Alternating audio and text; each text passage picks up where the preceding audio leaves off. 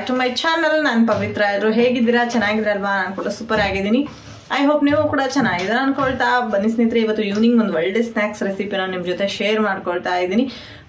ಈ ಒಂದು ರೆಸಿಪಿ ಬಂದ್ಬಿಟ್ಟು ತುಂಬಿನ ಕಟ್ಟಿಯಲ್ಲಿ ತುಂಬಾ ಅಂದ್ರೆ ತುಂಬಾನೇ ಫೇಮಸ್ ಆಗಿರ್ತಕ್ಕಂಥ ಒಂದು ರೆಸಿಪಿ. ತುಂಬಿನ ಕಟ್ಟಿ ತುಂಬಾ ಜನ ಕೇಳಿರೋದು ಕಡಿಮೆ ಇರ್ಬೋದು, ಬಟ್ ಉಕ್ಕುಡು ಗಾತ್ರಿ ಅಂತೂ ತುಂಬಾ ಜನ ಕೇಳಿರ್ತೀರ. ಉಕ್ಕುಡು ಗಾತ್ರಿ ಪಕ್ಕದಲ್ಲಿ ಇರೋದೇ ತುಂಬಿನ ಕಟ್ಟೆ. ಸೊ ತುಂಬಿನ ಕಟ್ಟೆಯಲ್ಲಿ ಈ ರೆಸಿಪಿ ತುಂಬಾ ಅಂದ್ರೆ ತುಂಬಾನೇ ಫೇಮಸ್. ಸೊ ಅಲ್ಲಿಗೆ ಹೋಗಿ ಈ ಒಂದು ರೆಸಿಪಿನ ಟೇಸ್ಟ್ ಮಾಡಿದವ್ರಿಗೆ ಖಂಡಿತ ಗೊತ್ತಿರುತ್ತೆ. ಸಾಲಾಗಿ ಅಂಗಡಿಗಳಿರುತ್ತೆ, ಪ್ರತಿಯೊಂದು ಅಂಗಡಿಯಲ್ಲೂ ಈ ರೆಸಿಪಿ ಸಿಕ್ಕೇ ಸಿಗುತ್ತೆ. ಅಂದ್ರೆ ಟೀ ಕಾಫಿ ತಿಂಡಿ ಎಲ್ಲ ಕೊಡ್ತಾರಲ್ವ, ಸೊ ಆ ತರದ ಅಂಗಡಿಯಲ್ಲಿ, ಮತ್ತೆ ಎಲ್ಲಾ ಅಂಗಡಿಯಲ್ಲಿ ಅಂದ್ರೆ ಎಲ್ಲಾ ಅಂಗಡಿಯಲ್ಲೂ ಅಲ್ಲ, ಸೊ ಕಾಫಿ ಟೀ ತಿಂಡಿ ಆ ತರ ಕೊಡ್ತಾರಲ್ವ, ಆ ತರದ ಒಂದು ಸಣ್ಣ ಸಣ್ಣ ಹೋಟೆಲ್ಗಳಲ್ಲಿ ಈ ಒಂದು ರೆಸಿಪಿ ತುಂಬಾನೇ ಹೈಲೈಟ್ ಅಂತಾನೆ ಹೇಳ್ಬೋದು. ಈ ಒಂದು ಪ್ಲೇಸ್ ಎಲ್ಲಿದೆ ಅಂತಂದ್ರೆ ರಾಣೆಬೆನ್ನೂರು ತಾಲೂಕು, ತುಂಬಿನ ಕಟ್ಟಿ. ಸೊ ರಾಣೆಬೆನ್ನೂರು ತಾಲೂಕಲ್ಲಿ ಇದೆ. ಸೊ ತುಂಬಿನ ಕಟ್ಟಿ ತುಂಬಾ ಜನರಿಗೆ ಗೊತ್ತಿರಲ್ಲ, ಉಕ್ಕುಡು ಗಾತ್ರಿ ಮಾತ್ರ ಎಲ್ಲರಿಗೂ ಗೊತ್ತಿರುತ್ತೆ. ಯಾಕೆ ಅಂದ್ರೆ ಉಕ್ಕುಡು ಗಾತ್ರಿ ಬೆಂಗಳೂರು, ಮೈಸೂರು ಅಲ್ಲಿರೋರ್ಗೂ ಕೂಡ ತುಂಬಾನೇ ಪರಿಚಯ ಇರೋಂಥ ಒಂದು ಸ್ಥಳ. ಯಾಕೆ ಅಂದ್ರೆ ಉಕ್ಕುಡು ಗಾತ್ರಿಯಲ್ಲಿ ಶ್ರೀ ಕರಿಬಸವಜ್ಜ ಸ್ವಾಮಿಯವ್ರು ನೆಲೆಸಿದ್ದಾರೆ. ಸೊ ಅಲ್ಲಿಗೆ ತುಂಬಾ ಜನ ಭಕ್ತಾದಿಗಳು ಬರ್ತಾರೆ. ಸೊ ಅಮಾವಾಸ್ಯೆ ದಿನಂತೂ ಫುಲ್ ರಶ್ ಆಗಿರುತ್ತೆ. ಸೊ ಅದ್ರ ಪಕ್ಕದಲ್ಲೇ ಇರೋವಂಥದ್ದು ತುಂಬಿನ ಕಟ್ಟೆ. ಸೊ ಇಲ್ಲಿ ಈ ಒಂದು ರೆಸಿಪಿ ತುಂಬಾನೇ ಹೈಲೈಟ್ ಅಂತಾನೆ ಹೇಳ್ಬೋದು. ಈಗ ದಾವಣಗೆರೆಗೆ ಬಂದ್ರೆ ಬೆಣ್ಣೆ ದೋಸೆ ತುಂಬಾನೇ ಹೈಲೈಟು.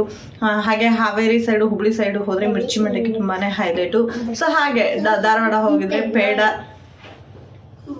ಧಾರವಾಡ ಹೋದ್ರೆ ತುಂಬಾನೇ ಹೈಲೈಟ್ ಅಂದ್ರೆ ಧಾರವಾಡ ಪೇಡ. ಈ ತರ ಒಂದೊಂದು ಕಡೆ ಒಂದೊಂದು ಫೇಮಸ್ ಆಗಿರ್ತಕ್ಕಂಥ ಪದಾರ್ಥ ಇರುತ್ತೆ. ಹಾಗೆ ತುಂಬಿನ ಕಟ್ಟಿಯಲ್ಲಿ ಈ ಒಂದು ರೆಸಿಪಿ ತುಂಬಾನೇ ಹೈಲೈಟ್. ಅಲ್ಲಿ ಹೋಗಿ ಟೇಸ್ಟ್ ಮಾಡಿದವ್ರಿಗೆ ಸೊ ಈ ರೆಸಿಪಿ ಬಗ್ಗೆ ಗೊತ್ತಿದ್ದೇ ಇರುತ್ತೆ. ಸೊ ಹಾಗಿದ್ರೆ ಆ ರೆಸಿಪಿನ ಯಾವ ರೀತಿ ಮಾಡೋದು ಅಂತ ಹೇಳ್ಬಿಟ್ಟು ನಿಮ್ ಜೊತೆ ಶೇರ್ ಮಾಡ್ಕೊಳ್ತೀನಿ. ಈ ಒಂದು ವಡೆ ರೆಸಿಪಿ ಮಾಡೋದಕ್ಕೆ ನಮಗಿಲ್ಲಿ ಸ್ನೇಹಿತರೆ 1 ಬಟ್ಲಷ್ಟು ಹೆಸರು ಬೇಳೆ ಬೇಕು. ಇದನ್ನು ಮಿನಿಮಮ್ ಒಂದು 4 ತಾಸು ಚೆನ್ನಾಗಿ ನೆನೆಸ್ಕೊಂಡಿದ್ದೀನಿ. ಇದನ್ನು ಯಾಕೆ 4 ತಾಸು ನೆನೆಸ್ಬೇಕು, 2 ತಾಸು ನೆನೆಸಿದ್ರೂ ಬರುತ್ತೆ, ಬಟ್ 4 ತಾಸು ಯಾಕೆ ನೆನೆಸ್ಬೇಕು ಅನ್ನೋದನ್ನು ನಾನು ಮುಂದೆ ಹೇಳ್ತೀನಿ. ವಿಡಿಯೋನ ಸ್ಕಿಪ್ ಮಾಡಿದೆ ನೋಡಿ. ನಾನಿಲ್ಲಿ ಒಂದು ಮಿಕ್ಸಿ ಜಾರ್ಗೆ ಹಾಕ್ಕೊಳ್ತಾ ಇದ್ದೀನಿ. ಮಿಕ್ಸಿ ಜಾರ್ಗೆ ಎಷ್ಟು ಹಾಕ್ಕೊಳ್ಬೇಕು ಅಂದರೆ, ನಿಮಗೆ ಮಧ್ಯದಲ್ಲಿ ಒಂದು ನಟ್ ಕಾಣಿಸ್ತಾ ಇದೆ ನೋಡಿ. ಸೊ ಆ ನಟ್ಟು ಕಾಣಿಸ್ತಿರ್ಬೇಕು, ಅಂದರೆ ನಾವು ಸ್ವಲ್ಪ ಅದನ್ನು ಅರಗು ಮಾಡಿ ನೋಡಿದ್ರೆ ನಟ್ಟು ನಮಗೆ ಕಾಣಿಸ್ತಾ ಇರಬೇಕು. ಅಷ್ಟು ಪ್ರಮಾಣದಲ್ಲಿ ಹಾಕ್ಕೊಳ್ಬೇಕು. ನಾವು ಏನೇ ರುಬ್ಕೊಳ್ಳಿ ಸ್ನೇಹಿತರೆ, ಸೊ ಫಸ್ಟ್ ಟೈಮ್ ನಾವು ನಟ್ಟು ಕಾಣಿಸುತ್ತಲ್ವ ಅಷ್ಟು ಹಾಕ್ಕೊಂಡ್ರೆ ಬೇಗ ನೈಸಾಗಿ ನಮಗೆ ರುಬ್ಬೋದಕ್ಕೆ ಸಾಧ್ಯ ಆಗುತ್ತೆ. ಇದು ಒಂದು ಒಳ್ಳೆ ಟಿಪ್ಸ್ ಅಂತ ಅಂದ್ಕೊಳ್ಳಿ. ಸೊ ಇವಾಗ ನಾನಲ್ಲಿ ಹೆಸರು ಬೇಳೆನ ರುಬ್ಕೊಳ್ತಾ ಇದ್ದೀನಿ. ಇದಕ್ಕೆ ನಾನು ನೀರು ಹಾಕ್ಕೊಂಡಿಲ್ಲ. ನಾನು ಹೇಳಿದೆ ಮುಂಚಿತವಾಗಿಯೇ 4 ತಾಸು ನೆನೆಸೋದ್ರಿಂದ ತುಂಬಾ ಚೆನ್ನಾಗಿ ನೈಸಾಗಿ ಪೇಸ್ಟ್ ಆಗುತ್ತೆ. ನಮಗೆ ನೀರು ಹಾಕೊಳ್ಳೋ ಅವಶ್ಯಕತೆ ಇರಲ್ಲ.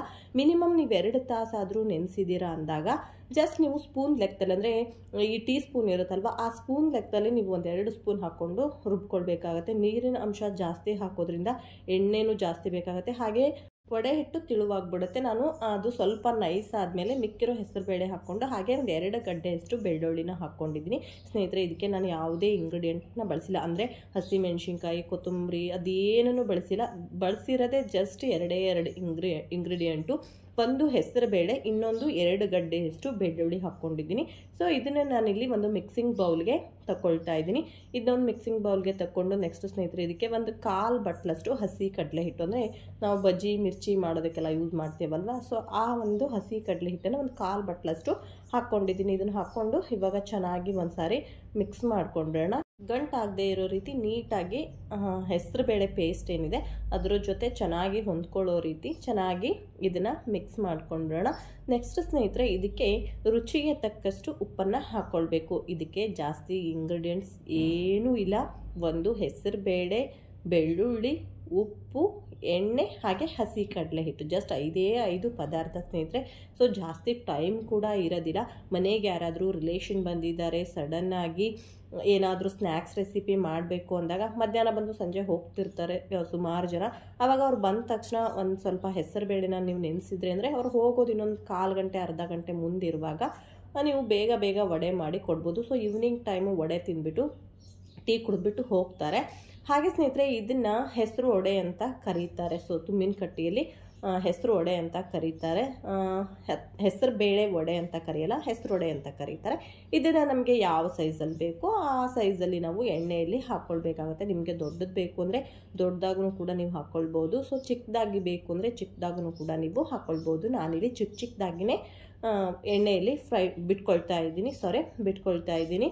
ಸೊ ಈ ರೀತಿ ಬಿಟ್ಕೊಂಡು ಇದು ಚೆನ್ನಾಗಿ ಗೋಲ್ಡನ್ ಬ್ರೌನ್ ಬರಬೇಕು, ಅಲ್ಲಿವರೆಗೂ ಮೀಡಿಯಮ್ ಫ್ಲೇಮಲ್ಲಿ ಇದನ್ನು ಬೇಯಿಸ್ಕೊಳ್ಬೇಕು ಸ್ನೇಹಿತರೆ. ಇದ್ರ ಟೇಸ್ಟ್ ಹೇಗಿರುತ್ತೆ ಅಂತೀರಾ, ಸಖತ್ತಾಗಿರುತ್ತೆ. ಈ ದೊಡ್ಡ ದೊಡ್ಡ ಹೋಟ್ಲುಗಳಲ್ಲೆಲ್ಲ ತುಂಬಾ ಮಸಾಲೆ ಹಾಕಿ ಅದು ಇದು ಹಾಕಿ ಎಲ್ಲ ರೆಡಿ ಮಾಡ್ತಾರೆ. ಬಟ್ ರೋಡ್ ಸೈಡಲ್ಲಿ ಸಣ್ಣ ಪುಟ್ಟ ಅಂಗಡಿಗಳು ಹಾಗೆ ಚಿಕ್ಕ ಚಿಕ್ಕ ಹೋಟ್ಲುಗಳಲ್ಲಿ ಅಲ್ಲೆಲ್ಲ ಏನಿರುತ್ತೆ ಅಂದರೆ ಸಿಂಪಲ್ಲಾಗಿ ಇಂಗ್ರೀಡಿಯೆಂಟ್ನ ಬಳಸ್ತಾರೆ, ಜಾಸ್ತಿ ಮಸಾಲೆ ಐಟಮು ಹಾಕಲ್ಲ, ತುಂಬಾ ಸಿಂಪಲ್ಲಾಗಿ ಡಿಫ್ರೆಂಟಾಗಿ ಮಾಡ್ತಾರೆ.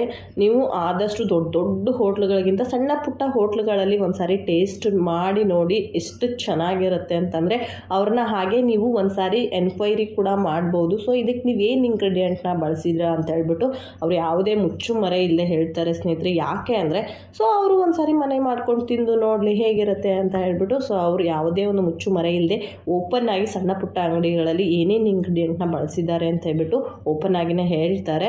ಸೊ ಇವಾಗ ರೆಡಿ ಆಯಿತು ಹೆಸರೋಡೆ. ಹಾಗೆ ಸ್ನೇಹಿತರೆ, ನೀರನ್ನು ನಾವೇನಾದರೂ ಯೂಸ್ ಮಾಡಿದ್ವಿ ಅಂದರೆ ಎಣ್ಣೆನ ಸ್ವಲ್ಪ ಹೀರ್ಕೊಂಡು ಬಿಡುತ್ತೆ, ಹಾಗಾಗಿ ನಾವು ನೀರನ್ನು ಯೂಸ್ ಮಾಡಬಾರ್ದು. ಇಲ್ಲಿ ನೀವು ನೋಡ್ತಾ ಇರ್ಬೋದು ಎಣ್ಣೆ ಅಂಶ ಸ್ವಲ್ಪನೂ ಕೂಡ ಕಾಣಿಸ್ತಾ ಇಲ್ಲ.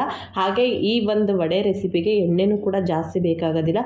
ಸೊ ತುಂಬಾ ಸಿಂಪಲ್ಲಾಗಿ ತುಂಬಾ ಟೇಸ್ಟಿಯಾಗಿ ಕ್ವಿಕ್ ಆ್ಯಂಡ್ ಫಾಸ್ಟಾಗಿ ಮಾಡ್ಕೊಳ್ಳೋವಂಥ ಒಂದು ವಡೆ ರೆಸಿಪಿ ಸ್ನೇಹಿತರೆ. ಹಾಗೆ ಸ್ನೇಹಿತರೆ, ಇದ್ರ ಜೊತೆ ಇವತ್ತಿನ ಈ ವಿಡಿಯೋನ ಎಂಡ್ ಮಾಡ್ತಾ ಇದ್ದೀನಿ. ಈ ವಿಡಿಯೋ ಖಂಡಿತ ನಿಮ್ಮೆಲ್ಲರಿಗೂ ಇಷ್ಟ ಆಯಿತು ಅಂತ ಅಂದ್ಕೊಂಡಿದ್ದೀನಿ. ಸೊ ಇಷ್ಟ ಆದರೆ ಒಂದು ಲೈಕ್ ಮಾಡೋದನ್ನು ಮರಿಬೇಡಿ. ನೀವು ಈ ರೆಸಿಪಿನ ಟ್ರೈ ಮಾಡಿ ಆನಂತರ ಕಮೆಂಟ್ ಮಾಡಿ, ನಿಮ್ಮ ಕಮೆಂಟ್ಗೋಸ್ಕರ ನಾನು ವೆಯ್ಟ್ ಮಾಡ್ತಾ ಇರ್ತೀನಿ. ಹಾಗೆ ಯಾರೆಲ್ಲ ನನ್ನ ಚಾನಲ್ನ ಫಸ್ಟ್ ಟೈಮ್ ವಾಚ್ ಮಾಡ್ತಾ ಇದ್ದೀರಾ ಪ್ಲೀಸ್ ಸಬ್ಸ್ಕ್ರೈಬ್ ಮಾಡಿಕೊಂಡು ವಾಚ್ ಮಾಡಿ. ಸಬ್ಸ್ಕ್ರೈಬ್ ಮಾಡ್ಕೊಳ್ಳೋದ್ರ ಜೊತೆಗೆ ಪಕ್ಕದಲ್ಲಿರ್ತಕ್ಕಂಥ ಬೆಲ್ ಐಕಾನ್ ಕ್ಲಿಕ್ ಮಾಡಿ, ಅದರ ಜೊತೆಗೆ ಹಾಲ್ ಮೇಲೆ ಕ್ಲಿಕ್ ಮಾಡಿ, ಆಗ ನಾನು ಮಾಡೋ ನೆಕ್ಸ್ಟ್ ವಿಡಿಯೋ ನೋಟಿಫಿಕೇಷನ್ಸು ನಿಮಗೆ ಬರುತ್ತೆ.